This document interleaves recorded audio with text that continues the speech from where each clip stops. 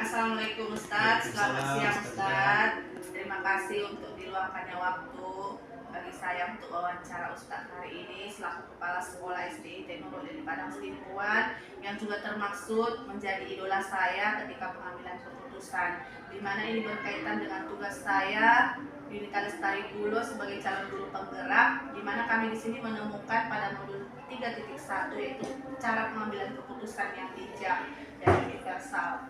Dimana kalau saya perhatikan Ustadz itu sudah banyak menghadapi kasus, menghadapi masalah, semua terselesaikan dengan baik. Itu mungkin tidak segampang yang kita lihat, pasti ada pemikiran-pemikiran di dalam diri Ustadz. Itu sudah merupakan sebuah cerminan bagi kami bagaimana pengambilan keputusan yang Ustadz buat agar semuanya adil, tidak ada yang tertekan, semuanya teratur dengan baik dan berjalan dengan lancar. Jadi di sini pun saya ingin menanyakan kepada Ustadz seperti apa kasus lain atau ada kasus yang menarik yang menurut Ustadz itu adalah sebuah dilema yang paling Ustadz rasa sangat sulit untuk menentukan keputusannya. Jadi di sini pun saya menanyakan bagaimana Bapak untuk mengidentifikasi masalah tersebut dan apa masalahnya Ustadz. Seperti itu. Baik, kalau dikatakan dengan masalah, semua kita dihadapkan dengan masalah, baik guru, kepala sekolah, dan semua kita yang hidup ini dihadapkan dengan masalah. Nah, selaku kita yang memimpin salah satu tempat kerja atau sekolah, tentu kita pengen sekali sekolah kita itu adalah sekolah yang baik, sekolah yang dikatakan sekolah yang disiplin. Nah, di sini terkait dengan masalah, saya beranjak ke siswa dulu ya Ustazah. Nah, di sini yang ada masalah di kita adalah mengenai keterlambatan anak-anak, keterlambatan untuk hadir di sekolah. Nah, keterlambatan ini cenderung kan itu disiplin. Nah, kalau anak-anak itu tidak disiplin sejak dari dini, tentu dia nanti ke depannya juga tidak akan disiplin dengan diri dia sendiri, dengan lingkungan hidupnya, dengan lingkungan kerjanya, dan bahkan dia tidak disiplin dengan agamanya gitu. Nah, di sini yang saya lihat adalah masalah mengenai keterlambatan. Di mana di SD kita ini, SD Nurul Ilmi ini, anak-anak itu jam 7.00 sudah harus masuk ke sekolah. Ternyata masih ada beberapa anak di antara kita ini datangnya pukul 7.30. Itu sudah sangat terlambat sekali saya lihat. Nah, yang pertama yang menjadi masalah di sekolah kita ini adalah kalau dia sudah terlambat masuk ke dalam kelas, datang dari rumah, tentunya dia berkurang atau tidak dapat dia semua pembelajaran di sekolah. Kedisiplinan, kawan-kawannya juga melihat dia tidak disiplin, sehingga faktornya nanti anak-anak ini yang terlambat ini sering, maka dia akan terpojokkanlah mungkin dalam segi psikologis dia karena sering dia terlambat. Mungkin ini faktornya. Nah, banyak anak-anak yang terlambat ini ke sekolah didata lah ini oleh piket kita, karena di piket kita ada dia data siswa yang terlambat semuanya.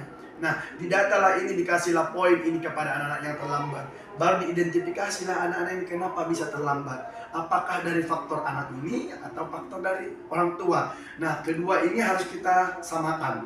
Nah, saking seringnya anak ini, anak yang sering terlambat ini, maka dipanggillah anak ini bersama wali kelasnya dan guru piket bersama dengan kesiswaan. Nah, langkah-langkah itu dulu yang diselesaikan. Ternyata anak ini tidak berubah. Tentu penanganan terakhirnya adalah dilematis antara anak ini diskorsing atau tidak. Nah, itu kan keputusan itu kan tidak harus dari kita secara mutlak. Nah, kita panggillah orang tua dan anak ini. Karena anak ini bercerita ke kita bahwasanya orang tuanya sering terlambat bangun, bahkan tidak sholat subuh misalnya. Nah, jadi anak ini terlambatlah diantar ke sekolah. Nah, kita klarifikasi dan konfirmasi dari ke orang tuanya. Nah, itulah dipanggil orang tuanya di sekolah ini. Bersamalah kita di sini memutuskannya, mengambil apa yang terjadi, faktor-faktor penyebab anaknya terlambat. Nah, pada saat itu orang tuanya memang mengakui bahwasanya mereka itu terlambat untuk bangun di rumah, mengantarkan anaknya ke sekolah. Nah, pengambilan keputusan kami yang pertama adalah orang tua, kedua orang tuanya, bukan satu, dua-duanya harus dipanggil bersama anaknya, harus sama-sama berjanji dulu di sekolah ini bersama kita, tidak lagi terlambat anaknya untuk diantarkan ke sekolah dengan faktor-faktor yang tadi.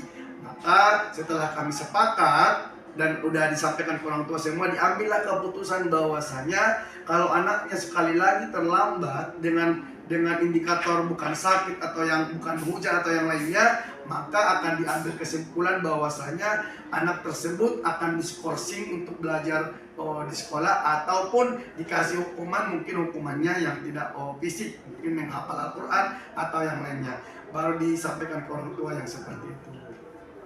Biasa ya Ustadz, berarti pengambilan keputusan itu tidak semena-mena atau tidak secara langsung gitu ya Ustadz? Tidak. Butuh pertimbangan seperti ya Ustadz. Kalau yang saya lihat dari kasus yang Ustadz sampaikan ini adalah nilai benar lawan salah ya Ustadz. Ada kebenaran, ada di situ kesalahan, cuman ada rasa simpati juga kepada si anak, bagaimana dampak jangka pendeknya dan bagaimana dampak jangka panjangnya kepada si anak ya Ustadz. Kemudian untuk pertanyaan terakhir saya Ustadz,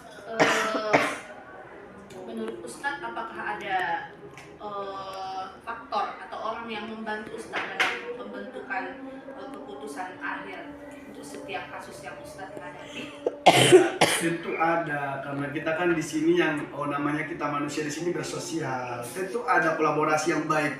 Nah, pengambilan keputusan itu walaupun kita semuanya yang benar-benar mengambil keputusan, tentu harus kita hadirkan di sini siapa dia, karena tadi anaknya ada kelasnya, berarti wali kelasnya juga kita panggil, wakil kesiswaan juga yang mengatur siswa kita panggil, baru kurikulum juga, karena kalau sering dia terlambat kan tentu pembelajaran dia kan nanti terbengkalai, maka tentu kita musyawarahkan bersama. Itulah namanya kolaborasi. Jadi saya berkolaborasi dengan piket, berkolaborasi dengan wali kelas, berkolaborasi dengan kesiswaan, dan berkolaborasi dengan kurikulum dan semua pihak yang terkait dengan ini, sehingga terjadilah hasil pemikiran saya, pemikiran kawan-kawan yang lain bisa diambil keputusan yang positif untuk anak-anak. Artinya putusan itu adalah keputusan kita bersama, dan anak itu pun tidak merasa tertekan dengan keputusan, bahkan dia merasa jadi motivasi gitu. Jadi kolaborasi itu tetap kita bangun di sini.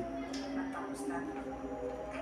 Pertanyaan dari wawancara saya semua sudah terjawab bahwa memang betul keputusan itu atau semua kasus yang Ustaz hadapi itu adalah diambil secara langkah-langkah yang sudah baik. Semoga pengambilan keputusan ke depannya juga tetap seperti itu, tetap pada nilai keadilan yang ada ya Ustaz ya. Saya ucapkan terima kasih Ustaz, sudah waktunya juga sudah dikasih, pertanyaan-pertanyaan saya sudah terjawab dengan baik. Jadi saya undur diri dulu Ustaz. Terima kasih Ustaz ya. Ya, terima kasih. Assalamualaikum sama-sama. Ustaz. Waalaikumsalam warahmatullahi. Assalamualaikum Pak. Waalaikumsalam. Selamat siang menjelang sore. Ya. Gimana keadaan Bapak sehat Pak? Alhamdulillah sehat. Alhamdulillah yang bisa kita bicarakan dalam pertemuan kita sore hari ini. Nah gini Pak, sebelumnya saya berterima kasih kepada Bapak udah mengizinkan saya melakukan wawancara, di mana tugas ini ada di tugas guru penggerak modul 3.1, di mana saya sudah diizinkan mewawancarai kepala sekolah SMP modul Ilmu Padang Selingkuhan. Silakan, apa kira-kira yang menjadi masalah itu? Jadi gini Pak, pada modul 1 itu kami materinya adalah tentang pengambilan keputusan.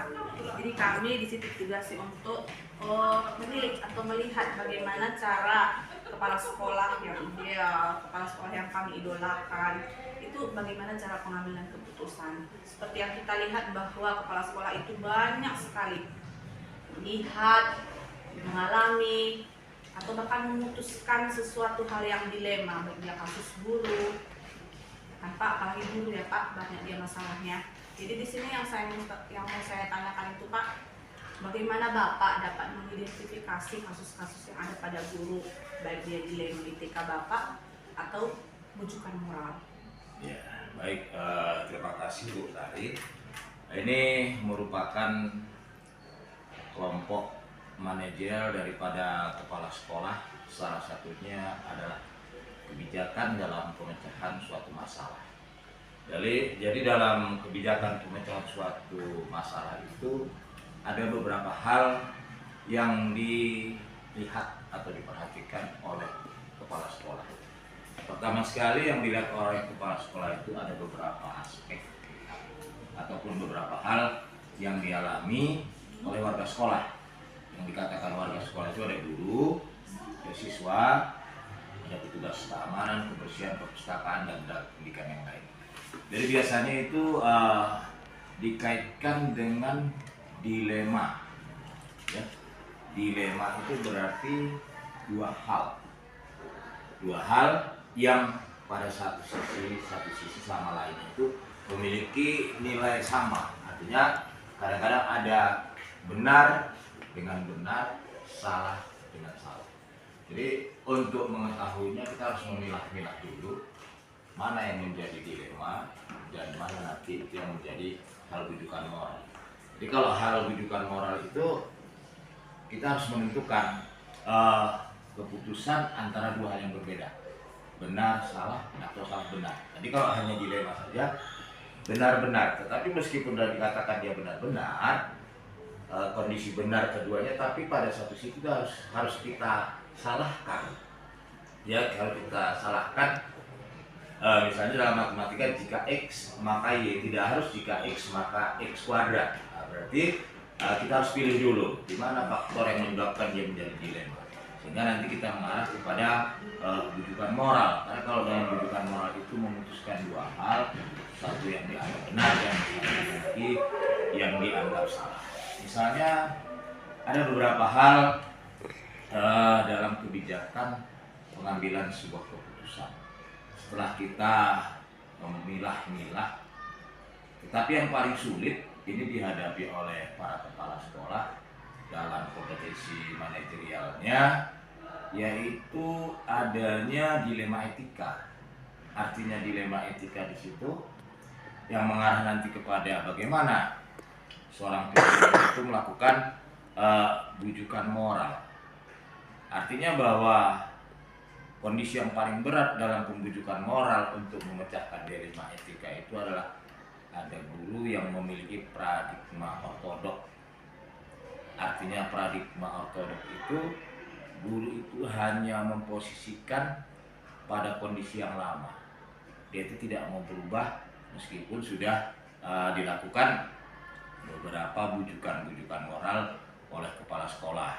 Jadi guru yang seperti ini pada umumnya guru yang apatis, guru yang tidak mudah berubah. Dan ini kendalanya jika dia guru yang demikian itu, karena guru itu selalu mempertahankan kondisinya, nanti efeknya pada peserta didik atau kepada siswa, dia cenderung biasanya itu untuk melakukan penghukuman. Kenapa? Karena dia tidak memperhatikan kondisi yang sebenarnya. Berarti dia hanya memandang satu arah yang benarnya saja. Jadi yang demikian ini kita harus melakukan beberapa pendekatan yang dilakukan dalam kepemimpinan. Tetapi dalam langkah-langkah pendekatan kepemimpinan, kalau kita di Indonesia itu tidak boleh terlepas dari tiga hal yang pernah diungkapkan oleh Hajar Dewantara dulu, yaitu Ing Arso Suntudodo, Ing Madya Mangunkarso, dan Tutui Handayani. Nah, meskipun pada kondisi demikian, banyak hal-hal yang sangat efektif di dalam menghadapi kasus yang dialami oleh warga sekolah, yaitu keterampilan coaching. Coaching itu artinya bagaimana kita meningkatkan, membujuk, menguasai dengan mengedepankan beberapa langkah-langkah yang harus dilakukan. Yang pertama, kita harus mengenali bahwa nilai-nilai yang bertentangan dengan situasi yang sebenarnya. Tapi sebelum kita melakukan penyelesaian dilema tersebut, kita harus menentukan keputusan apa yang harus dikorbankan dan keputusan apa yang harus dimenangkan. Nah, ini bisa bersifat menyeluruh, baik itu terhadap guru maupun terhadap siswa. Kemudian kita menentukan siapa yang terlibat pada situasi itu. Nah, kalau kita menentukan hal tersebut dalam mengambil keputusan, tentu kita mempertimbangkan beberapa karakter yang dimiliki oleh semua warga sekolah tersebut. Yang tak kalah penting, sebagai kepala sekolah, sebagai pemimpin manajerial, itu harus memiliki fakta-fakta yang relevan terkait dengan situasi tertentu yang harus menjadi sebuah pertimbangan dalam pengambilan sebuah keputusan. Nah, Di dalam pengambilan sebuah keputusan itu harus dilakukan pengujian paradigma. Artinya apa? Kadang-kadang keputusan itu sama-sama benar dan keputusan itu ada yang salah satunya salah dan bahkan ada ketiga-tiganya salah. Itu sehingga kita itu memperoleh hasil pemikiran akhir, kemudian proses cara berpikir dalam menyikapi pengambilan sebuah keputusan. Maka muncullah yang namanya kita harus bisa melakukan investigasi trilema. Kalau tadi dilema dua hal, benar-benar, ya kan, salah benar. Nah, trilemanya apa? Setelah kita menemukan benar-benar, kita harus mampu menerapkan suatu keputusan yang dikatakan dengan refleksi, merefleksikan. Itu dikatakan trilemanya. Itu yang ketiga Ya, ya, itu yang Pak. ketiganya. Jadi dalam setelah itu kita dapat membuat sebuah keputusan, dan keputusan itu juga belum menjadi sebuah hal yang baku. Itu harus direfleksikan kembali. Bagaimana merefleksikannya? Kita tinjau, kita lihat dari segi-segi apa saja untuk kita mendiskusikan dengan pihak terkait. Siapa pihak terkait? Itu boleh guru lain, boleh wakil kepala sekolah, boleh kita mengamati kepada pribadi yang pernah mengalami hal tersebut. Nah, sebagai contoh, saya punya masalah dengan satu guru, ya. Iya, Pak. Saya tidak sebut nama gurunya, tapi saya kasih inisialnya Guru F. Guru F sudah berkali-kali diberi masukan bagaimana melaksanakan proses pembelajaran yang sebenarnya. Supervisi kelas sudah dilakukan. Namun ketika dipantau pengamatan berikutnya juga, Guru F tidak berubah. Nah, itu semua masalah. Apa yang menjadi dilema kepada kepala sekolah? Yang menjadi dilema kepada sekolah tadi ada beberapa hal. Yang pertama, jurusan tersebut tidak ada gurunya. Yang kedua, guru tersebut butuh akan penghasilan. Nah, jadi ada aspek sosialnya juga harus kita perhatikan di sana. Nah, itu kira-kira cara kita mengelompokkan bagaimana memahami tentang dilema. Kalau bujukan moralnya tadi kepada guru tadi sudah dilakukan pendekatan-pendekatan bagaimana sebaiknya pemberi masukan-masukan dengan menerapkan trilemanya tadi. Nah, yaitu aspek refleksinya. Itulah kira-kira bagaimana upaya yang dilakukan oleh seorang kepala sekolah dalam langkah-langkah kepemimpinan manajerial. Tapi kata kuncinya di situ, dalam kepemimpinan manajerial itu ada istilah coaching, ya, yang sangat diperlukan. Dan tidak boleh kita menyimpang dari tiga hal konsep pendidikan yang diapakan oleh Kiai Darmawan, ya. Ingarso Sumpuryo, Irmadian Maukarso, dan Tuturian ya, Pak. Itulah kira-kira. Jadi itulah yang dapat Bapak jelaskan mengenai bagaimana Bapak menghadapi dilema. Jadi dilema itu perlu kita ketahui, kita sebagai pimpinan tidak boleh kita melakukan ya, penghukuman langsung sebelum kita membuat Cari sumber dulu sebuah ya, Pak, ya. refleksi dan sumber dari apa penyebabnya. Itulah yang saya katakan dengan trilemanya tadi. Refleksinya boleh diambil dari beberapa. Kita bisa ambil data dari siswa. Kayak yang saya katakan ada mengumpulkan fakta-fakta, boleh dari guru dan sebagainya. Itu kira-kira. Ada lagi yang perlu diapakan? Kalau saya perhatikan dari pengambilan keputusan Bapak itu sudah bagus sekali, dan itu ada juga di bagian modul kami, Pak. Bagaimana langkah-langkah pengambilan keputusan yang baik dan bijak, dan itu bersifat universal, tidak memihak ya kan, Pak. Jadi bersifat menyeluruh. Memang benar yang dibilang Bapak, ada benar dengan benar, ada benar lawan salah, tapi nggak salah dilemanya kita jadikan trilema ya, Pak, ya. Itu ilmu baru, Pak, bagi saya. Baru di sini, Pak, saya ada pertanyaan terakhir. Semua pertanyaan tadi udah Bapak rangkap sih sebenarnya. Jadi untuk yang terakhir saya, apakah ada seseorang atau faktor lain yang mendukung Bapak untuk membulatkan ini loh keputusan saya seperti itu? Biar orang-orang yang menerima keputusan itu tidak mengira bahwa itu keputusan Bapak itu aja kayak gitu. Baik. Ya, di sekolah kita kan ada struktur. mulai dari yayasan, perguruan, divisi pendidikan, kepala sekolah terus sampai ke bawahnya. Iya. Jadi setiap kebijakan yang dibuat oleh kepala sekolah maka harus ada seseorang ataupun bagian yang memang menjadi legalitas daripada kebijakan tersebut. Kalau dalam hal ini kita di yayasan kita ini yaitu kepala divisi pendidikan dan pimpinan perguruan. Itulah orang-orang yang kita maksud sebagai hal yang melegalisasi ataupun menguatkan pemberian kebijakan dalam memecahkan permasalahan. Dan kemudian kita juga harus ingat dalam melaksanakan pemecahan masalah ini kita nggak ada jadwal. Artinya ya tidak ada jadwal khusus. Itu artinya bersifat insiden. Kapan ada kegiatan, kapan ada kejadian, di situ terus dijajaki.